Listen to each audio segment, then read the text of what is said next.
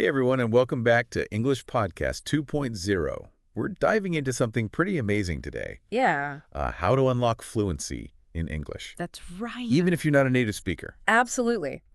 And we're going to be exploring a really interesting approach to doing that. Okay.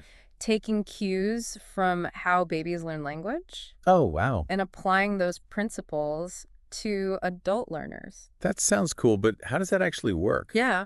I mean, babies just kind of soak up language like sponges. Right? Can adults really do the same thing? Absolutely. It might seem like magic, Yeah. but there's actual science behind it. Okay. Think about it. Babies don't study grammar rules or memorize vocabulary lists, do Right. they? No. They learn through constant exposure, Yeah. imitation, and repetition. So you're saying we can learn to speak English fluently Yeah. by mimicking how babies learn?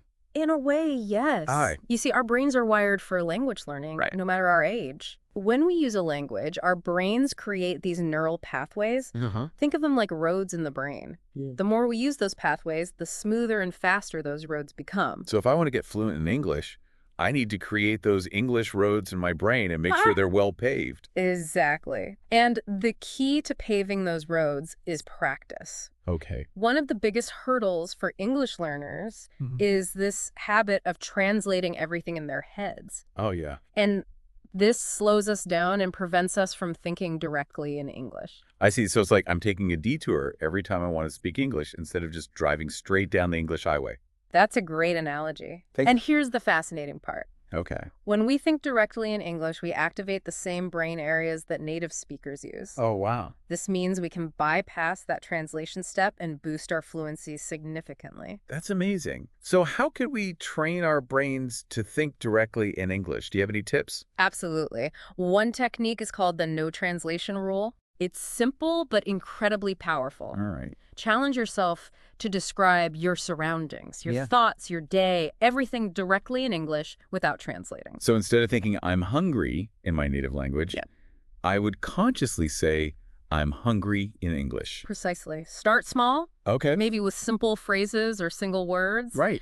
and gradually build from there. Sounds like a good mental workout. It is. Another great way to practice thinking in English is self-talk. Self-talk. Yes, narrate your actions and thoughts throughout the day, Okay. even if it's just in your head. Right. For example, if you're making coffee, Right. you could think, I'm pouring the coffee into the mug, or Yeah. this coffee smells amazing. So it's like giving myself a running commentary of my life in English. Exactly. It might feel a bit strange at first, Yeah. but the more you do it, the more natural it will become. Okay. You're essentially rewiring your brain to operate in English. Brain rewiring. That sounds pretty intense. It is powerful. Yeah. And speaking of powerful techniques, Okay. have you ever heard of the 5-second rule? Wait, isn't that about food dropped on the floor? Not this time. Okay. This 5-second rule is all about responding to questions in English within 5 seconds. Even if your answer isn't perfect, Right. the goal is to train yourself to think and speak quickly, overcoming that hesitation that often trips us up. So it's like a fluency boot camp for my brain. You gotta be quick on my feet. Yes. It helps build those rapid-fire connections in your brain, Like- making fluency feel more automatic. Okay. We also have a technique called shadowing, Shadowing. which involves mimicking native speakers from podcasts, Mhm. movies, or videos. Ooh, shadowing sounds like fun. It's like becoming an English-speaking chameleon. It's a great way to improve your pronunciation, Okay. intonation, and overall flow. Nice. And speaking of flow, Yes. remember to think in phrases, not just individual words. That's right. So instead of memorizing happy, I should learn phrases like, I'm feeling really happy today. Yes. Native speakers use phrases and expressions all the time. Right. So training yourself to think in those chunks Okay. will make you sound more natural. Got it. And of course, the most important tip of all is to speak English every single day, Yes, even if it's just for a few minutes, absolutely. even if it's just talking to myself in the mirror. Exactly. The more you speak, Okay. the more confident and fluent you'll become. That makes sense. But But let's face it, one of the biggest things that holds us back from speaking is the fear of making mistakes. oh, absolutely. We've all been there. Yeah. It's that feeling of, what if I sound silly? Or Right. what if people don't understand me? It's totally natural to feel that way. It is. But here's the thing. Yeah. Everyone makes mistakes. Everyone, even native speakers. Exactly. The key is to reframe how we view those mistakes. Mm-hmm. Instead of seeing them as failures, we need to embrace them as valuable learning opportunities. I love that. Easier said than done, right? Right. How do we actually shift our perspective to see mistakes as something positive? It's about changing the narrative in our heads. Yeah. Instead of saying, I'm afraid of making mistakes, Right. try saying, mistakes help me learn and grow. I like that. Remember, every mistake is a chance to improve. That's a really powerful way to look at it. Yeah. So it's not about avoiding mistakes, but about learning from them and using them to get better. Exactly. And here's another important point. Okay. Confidence often comes after you start speaking, not before. So don't wait until you feel perfectly ready to start speaking. Yeah. Jump in and start practicing, even if you feel a little nervous. That's a great point. It's like jumping into a cold pool. Yes. It's always going to feel scary until you take the plunge, but once you're in, Yeah. you realize it wasn't as bad as you thought. Exactly. And if you feel nervous while speaking, try slowing down your speech, Okay. taking deep breaths and focusing on the message you want to convey, Right. not on being perfect. Most people are understanding and appreciate the effort to communicate. That's really reassuring. So don't be afraid to make mistakes and don't wait to feel confident before you start speaking. Right. Just jump in and practice any other tips for boosting our confidence. Surround yourself with English as much as possible. Okay. Watch English videos, listen to English music, read English books and articles. Okay. Creating that English-speaking environment, even if you're not in an English-speaking country, Right? can do wonders for your confidence and fluency. So immerse myself in the language, make it part of my daily life. I like that, but we're all busy people. Yeah. How do we make practicing English a consistent habit without feeling overwhelmed? That's a great question. Yeah. We're going to create a simple daily fluency routine Okay. that you can stick with, even on your busiest days. Okay. Think of it like a workout routine for your English muscles. I like that. Ready to get pumped. Let's do it. All right, absolutely. Let's create that simple daily routine. That will help you build those English muscles Okay. and make fluency a part of your everyday life. Okay. Sounds good to me. I'm ready to get fluent. Tell me more. All right, step 1. Start your day with a dose of English. Well, Spend just 10 minutes listening to something in English. right. This could be a podcast, an audiobook, a news report, Right. anything that sparks your interest. So I'm replacing my morning scroll through social media with some English listening. I could definitely do that. Exactly. And while you're listening, try shadowing.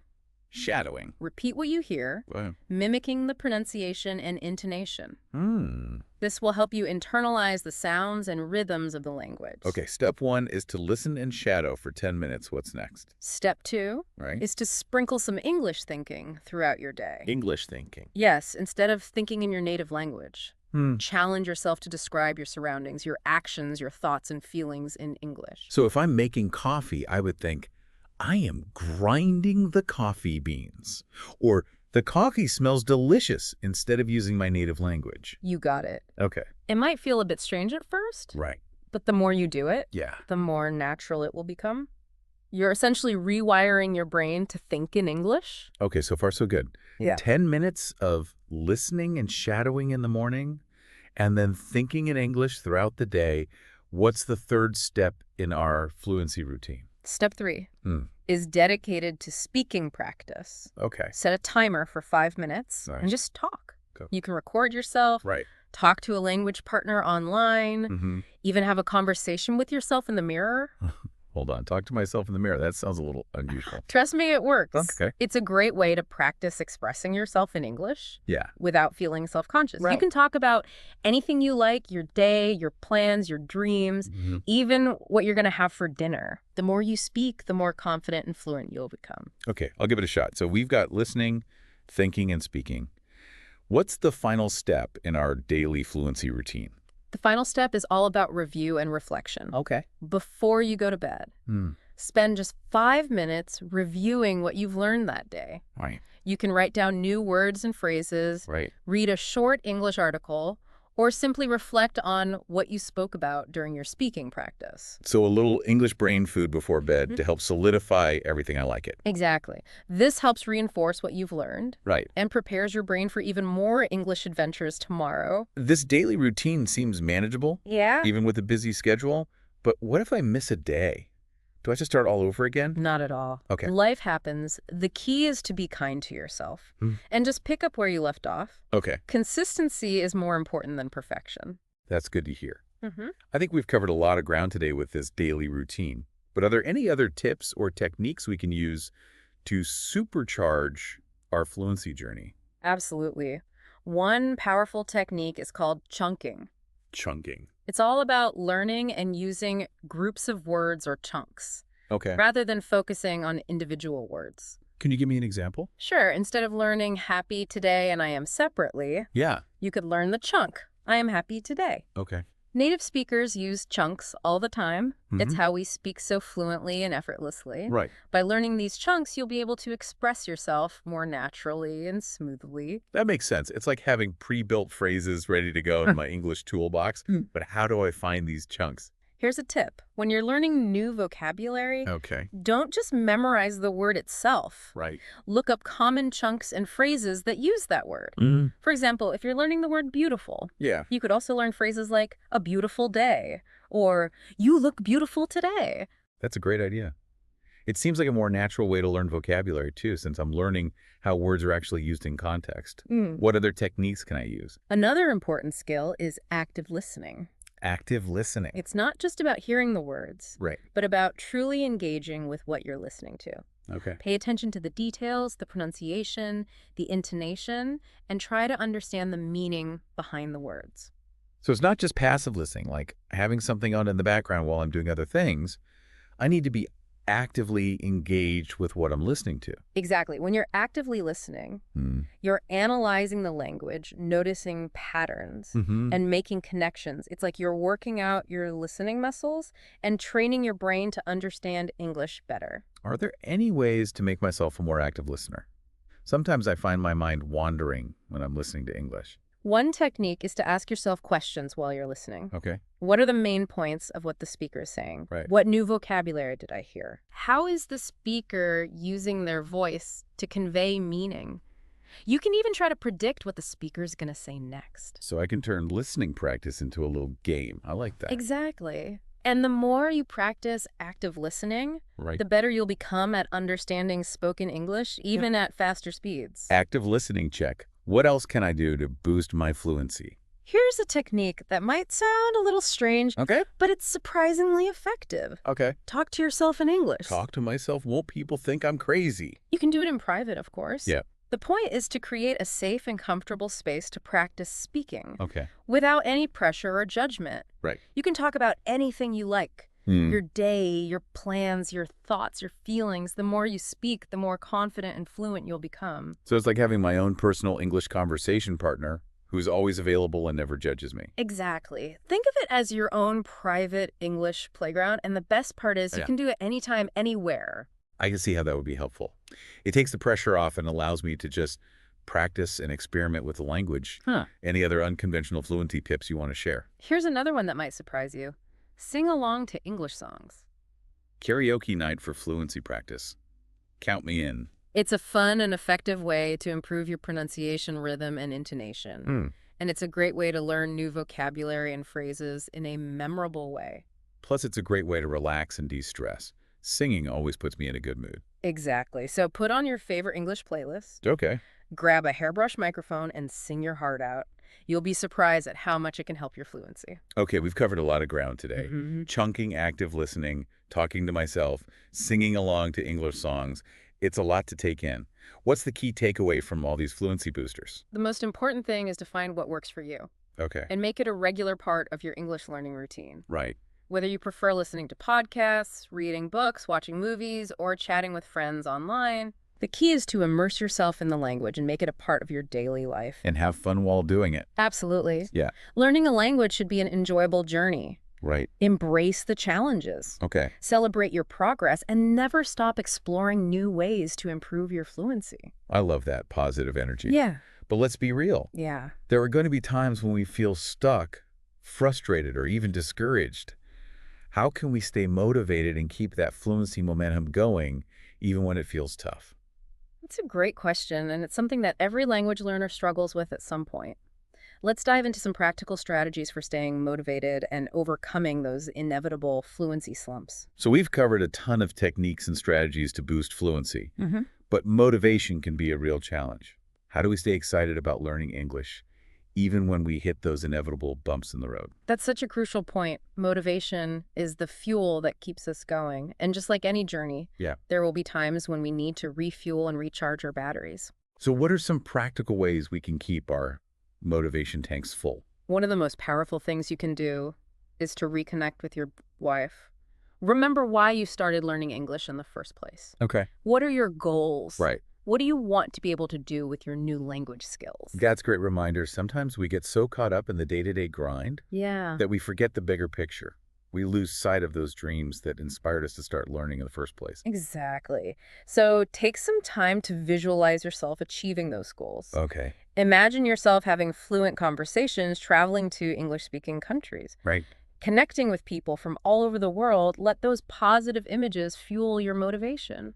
I love that visualizing success. It's like creating a mental movie of my future fluent self. Yes. But sometimes those big goals can feel overwhelming. Right. It's easy to get discouraged if I don't see results right away. You're right. It's important to break down those big goals into smaller, more manageable steps. Instead of focusing on becoming perfectly fluent overnight, Yeah. set smaller goals like learning 10 new words each week, watching one English movie without subtitles, or having a short conversation with a language partner. So it's all about those small victories, those little wins that add up to big success over time. Exactly. And don't forget to celebrate those small wins. Okay. Acknowledge your progress and give yourself credit for all the hard work you're putting in. Yeah. Those celebrations, no matter how small, will help you stay motivated and keep moving forward.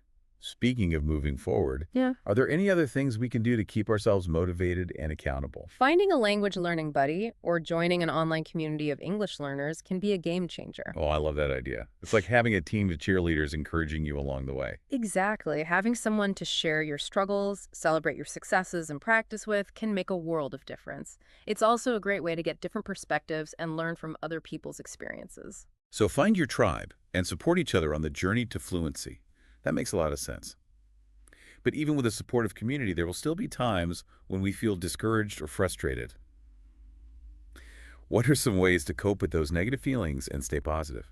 First and foremost, remember that it's okay to feel that way. Learning a language is a challenging process. Right. It's normal to have ups and downs. Be kind to yourself and don't get too discouraged when you make mistakes or hit a plateau.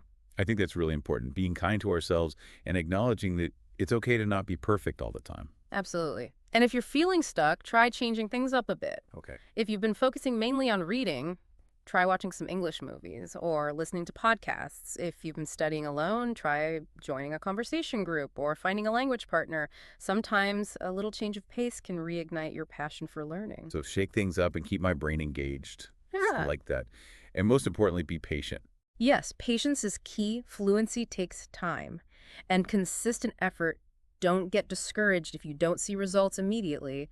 Trust the process. Keep practicing and celebrate every milestone along the way. It sounds like mindset plays a big role in staying motivated and achieving fluency. Hmm? It's not just about the techniques and strategies we use, it's also about how we think about ourselves and our abilities as language learners. You're exactly right. Your mindset is incredibly powerful. It can either help you succeed or hold you back if you believe that you're capable of becoming fluent. You're more likely to put in the effort and persevere through challenges. So how can we develop a more positive and growth-oriented mindset when it comes to learning English? One technique is to use affirmations, positive statements that you repeat to yourself to reprogram your subconscious mind and create a more positive self-image. Okay. Instead of saying, I'm bad at English, you could say, I'm becoming more fluent every day, or I am capable of learning and speaking English well. So it's about changing the way we talk to ourselves, replacing negative self-talk with positive and encouraging words. I can see how that would make a big difference in how we approach learning. Absolutely. And another powerful technique is to visualize yourself speaking English fluently and confidently. Okay. Imagine yourself having conversations, giving presentations, traveling to English-speaking countries, all with ease and confidence. So I'm creating a mental movie of my future fluent self living my best English-speaking life. Exactly. The more vivid and detailed your visualizations, the more impactful they will be. And the more you practice visualizing your success, the more your brain will start to believe that it's possible, which will make you more likely to achieve it. I'm feeling inspired already. Any other mindset tips to share? Remember to focus on progress, not perfection. Celebrate your small wins along the way, and don't be too hard on yourself when you make mistakes. Everyone makes mistakes. It's part of the learning process. That's a good reminder.